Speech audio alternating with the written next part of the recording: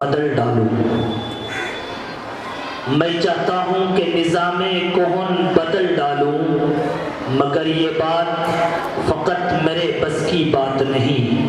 उठो उठो मेरी कौम के नौजवानों, ये काम सबका है, फ़कत दो चार दस के बस की बात नहीं। आइए निज़ामे कोहन बदलने के लिए जामिया इस्लाहुल ख़वातीन जूनियर हाई स्कूल की चंद वो तालिबात जिनका मुस्तकिल ग्रुप है, वो निज़ामे कोहन बदलने के लिए मैं उनसे गुजारिश हूँ। मुस्कान, इरम, अलीना, इल्मा, फरहीन, ये जो तमाम बच्चियों का ग्रुप है वो आए और अपना कार्यक्रम प्रस्तुत करें। तमाम बच्चियाँ